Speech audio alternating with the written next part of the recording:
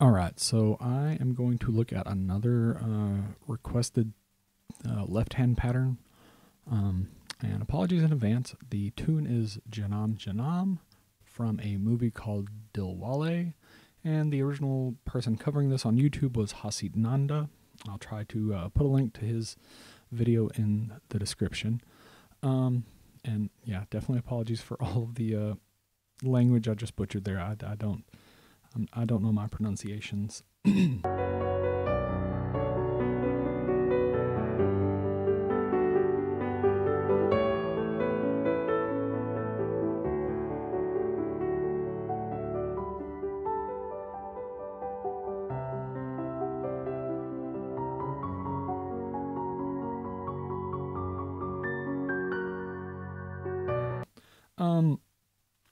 So a really big thing that's going to happen here, this happens everywhere, this is an important concept, is add 9 chords or add 2 chords. It's the same thing effectively. So if we're looking at this in C, let's just look at a C major triad, 1, 3, 5, and then your 9, right there, your 2, right there, they're the same thing.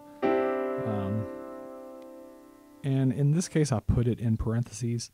You'll see it both ways. It doesn't mean that much. I just choose to put them in parentheses because it's a color that you're adding to it. It's not a necessary part of the chord. You could comp over this tune absolutely leaving those out, and it would sound just the same. And you know, in this case, there's a spot where he doesn't put one on the D chord in the 4th bar, where you absolutely could add one in. I put them in parentheses because they're not important. It's not like it's a main melody note or anything like that. I also did not write out the melody because it's not relevant to what I'm covering, so it's all in slash notation. So just know that you can add the 2 or the 9. I actually talked about this a lot in my recent video about ambient piano because you use it a lot for those kinds of comping patterns. One of the most common places you'll see it is in a pattern like in C. It's a pretty simple thing that just walks through the 9. So we're going to jump over to B, which is B minor, which is what the key he's playing this in.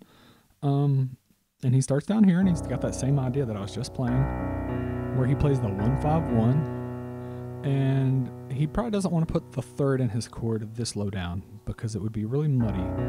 So he crosses over. Now he has his 3rd here. And then he walks on up and he's got his 2 or his 9. And then the 3rd again. And the higher you can put these things closer and closer together. This is pretty tense. But the lower you get, the more just messy it sounds. So you want wider spacing the lower you are on the keyboard. So that's what he does here. It's really hard to feel the time. I have it here in 12/8. It's kind of a triplety feel. You could have written it in 4/4, but whatever. But actually, he goes on up, doesn't he? Yeah, there we go. So he does that. He doesn't walk down this time. He actually uses a diatonic approach to the next thing, so he just kind of leaves that one hanging, and then he walks down to the next chord. That works super well when you have a diatonic chord that is 2 steps below where you're at. It's always easy to get that walk down. So like if you were doing like a doo-wop progression, we'll just do it in C. So real common doo-wop progression. So you can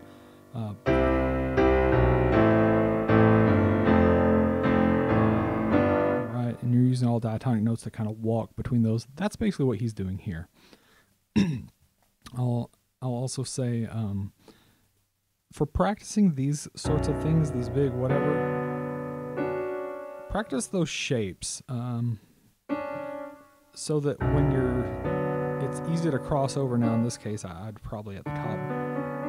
Yeah, maybe do that. Try to keep as few shapes as you can. So the bottom shape here, this middle shape here, and then something like that.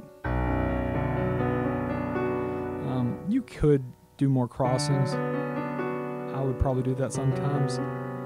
But just know that you can practice in these individual shapes and then make sure your hand can wrap quickly around those and then connect them together. So that's a good way to practice those. So let's move on to the second bar, finally. It's just the same thing. You're using the exact same idea. And then he's walking down this time. Now he does the 1-5-1 and then immediately goes into the 2 before finishing out the triad here. Because he's not starting quite as low, he's not going quite as high. So he's just covering 2 octaves there.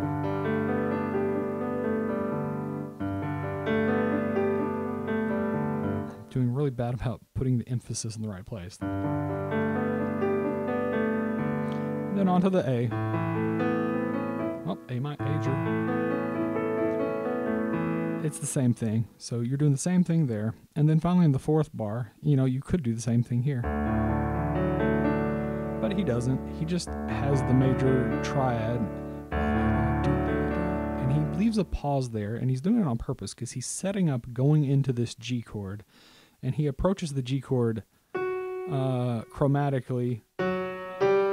But to get there, he's basically kind of doing the math of like, okay, where do I need to start in my D arpeggio so that the last note before the next downbeat is this F sharp. So he figures that out and he leaves that space, and then it hits. So starting at the beginning of that bar, and then there's our downbeat. Now, except instead of going up there, he octave displaces it. So, it works the same. You still feel yourself leading into that, and because of all the other harmony that's happening at that downbeat, you still feel that leading tone hit where it's supposed to be going. And then these next 2 bars I wrote with an 8 VA because they would otherwise be really messy and high on the bass clef staff. But he is up really, really high. And a note here and also back on that A add 9 chord. I have these notes in parentheses. That's because he played those with his right hand. Something in the melody covered that note, so he ended up not having to play that note. So like on that A chord,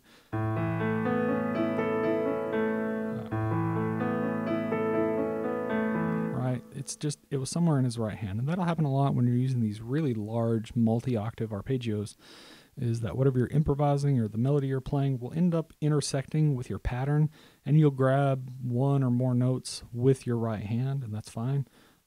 But for completion's sake, I went ahead and put them in here just with the parentheses. So getting back to that G add 9 chord, he does that same pattern walking up here, but on the descent, he's getting ready to go to this C chord. Instead of walking straight down, I think what I wrote is what he does. Because he's getting ready to go much lower. Granted, I'm not playing the wrong octave. So yeah, this octave. And then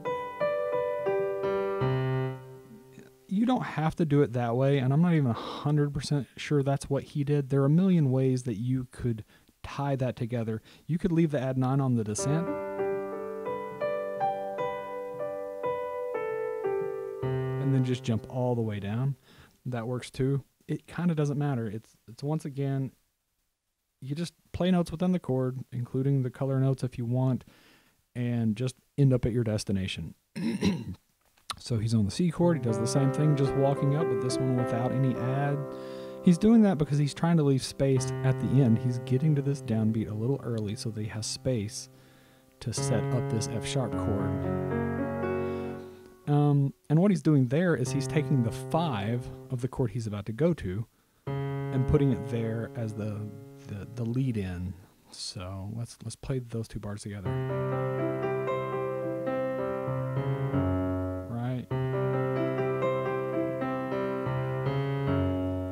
It's a pretty stark change. So setting that up with a really hard 5 right before, it's the 5th of this chord. And you can do that in other places, like in that doo-wop progression that I used. You could do the same thing.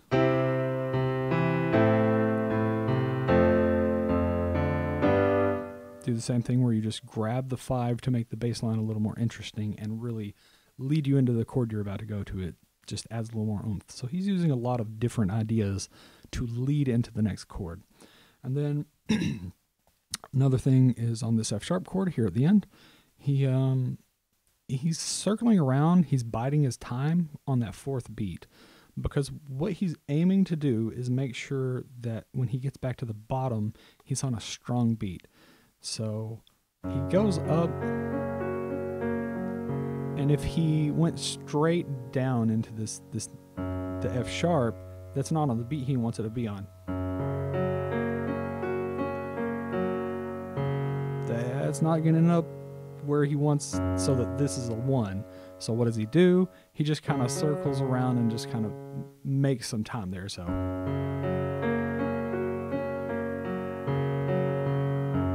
now he's strongly on the 1. So you can do that. A lot of this kind of thing is figuring out patterns that are including all of those notes that are going to leave you the notes that you want, so that the strong notes, your roots of your chords, are going to end up on strong beats, on downbeats of bars, sometimes at the top. You know, you'll notice most of these arpeggios, one of the nice things about if you're doing the 1-5-1, adding in that 2 means that the 3, your third beat, it's not really the third beat, it's the 7th beat, because we're in 12/8. But if you're thinking of triplets, it'd be the third beat. But yeah, beat 7, which is a strong beat here, is going to get the root of your chord. So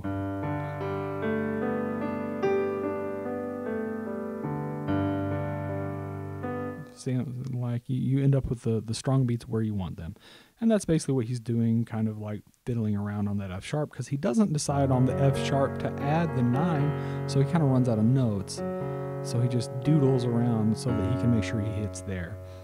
A lot of times you'll do other things. You'll notice in the very first bar, he left a rest at the top of that arpeggio, so that he can do the thing that he wants to do there. A lot of times you can do that. In all of these patterns, you could just do that.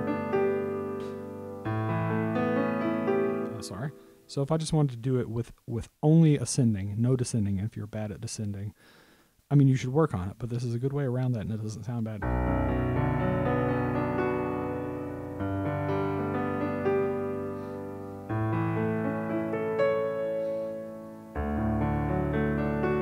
You don't really feel like you're leaving too much out. That's actually, that open-ended ascending only line works fine.